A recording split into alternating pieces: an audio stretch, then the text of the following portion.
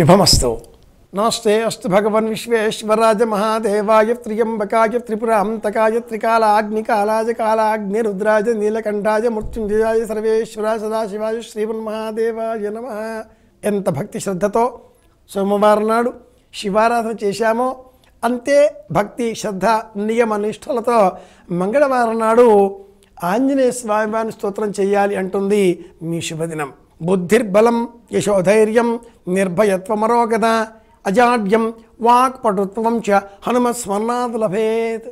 మంగళవారం నాడు ఆంజనేయ స్వామి వారిని స్మరించుకుంటే మంచి బుద్ధి కుశలత మనకు అలవడుతుంది. మంచి బుద్ధి ఉంటే మంచి వాక్యం మనం అనగలుగుతాం. ఆ మంచి వాక్యం భగవంతుని నామస్మరణ అయి ఉంటుంది. భగవంతుని నామాన్ని మనం స్మరించిన పక్షంలో ఆయన కరుణ లభిస్తుంది. ఆయన కరుణతో ఆనందంగా ఉండగలుగుతాం. మనం ఆనందంగా ఉన్నామా? అందరి ఆనందాన్ని కోరుకుంటాం. అంటే కావలసింది మొట్టమొదట బుద్ధి. ఆ బుద్ధిని ప్రసాదించేటటువంటి వాడు ఆంజనేయ స్వామి. మంగళవారం నాడు హనుమతోపాసకులకు మరింత విశేషం. ఈ రోజున స్వామివారిని సింధూరంతో అలంకరించాలి. మంగళవారం నాడు స్వామివారికి ప్రీతికరంగా తమలపాకులతో పూజ చేసిన, సింధూరంతో అలంకరించిన, కొబ్బరి నీళ్లతో అభిషేకం చేసిన, వడపప్పు చేసిన నైవేద్యాలు సమర్పించిన, లేక వడలతో చేసిన గారెలతో, లేక మరే పిండి పదార్థాలతో స్వామివారికి నివేదనలుగా చేసి వాటిని 10 మందికి పంచిపెట్టినా కూడా స్వామి అనుగ్రహం లభిస్తుంది అంటుంది మీ శుభదినం. అయితే తిరుపావై పాశురాలలో ప్రత్యేకంగా మనం ప్రతిరోజు కూడా ఒక పాశురంలో ఉండేటటువంటి అంతరార్థాన్ని సూక్ష్మంగా జ్ఞాపకం చేసుకుంటున్నాం. ఈ 24వ పాశురంలో ఆ తల్లి స్వామివారి యొక్క స్వరూపాలలో అత్యంత అద్భుతమైనటువంటి వామనావతార ఘట్టాన్ని స్మరించుకుంటున్నది.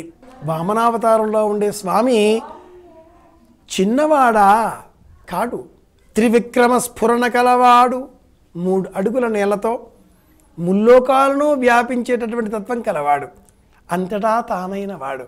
అటువంటి వాడు వచ్చి ఆ బలిచక్రవర్తిని 3 అడుగుల నేల అడిగితే కాదనలేని పరిస్థితి.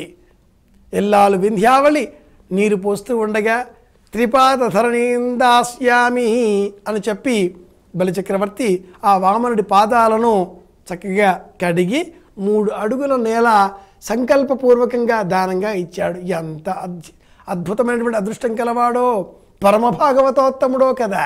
విశ్వమంతా ఆయనదే. అటువంటి పురుషోత్తమునకు దానం ఇచ్చేటటువంటి అదృష్టం కలిగింది. కామో దాత కామ ప్రతిగ్రహీత కామకం సముద్రమావిష.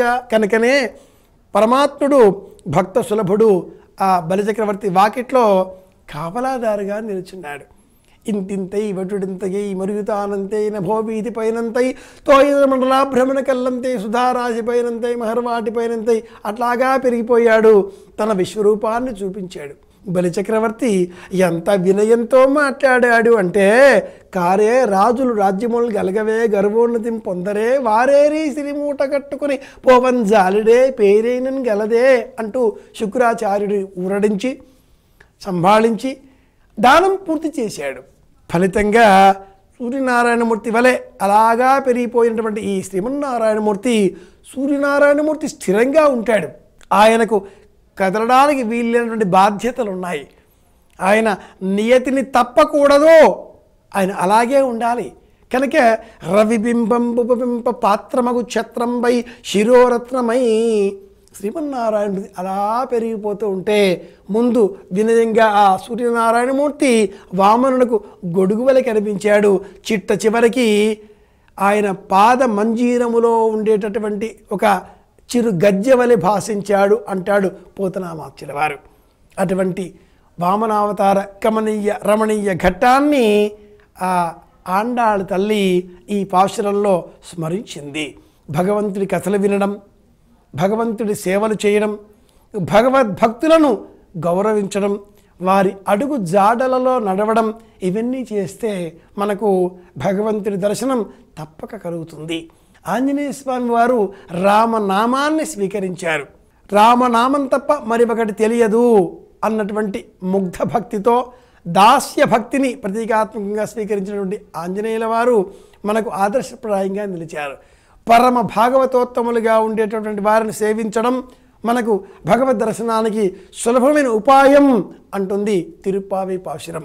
పరమాత్ముడు ఉపాయం, ఫలం కూడా పరమాత్ముడే అన్న బోధతో ఈ రోజున మనమంతా కూడా మంగళవార సందర్భాన్ని పురస్కరించుకొని ఆంజనేయ స్వామి వారిని సేవించుకుందాం. ఆంజనేయ స్వామి వారి అనుగ్రహంతో అందరి క్షేమాన్ని కోరుతూ మళ్ళీ రేపు కలుసుకుందాం అని విన్నవిస్తూ శుభమస్తు.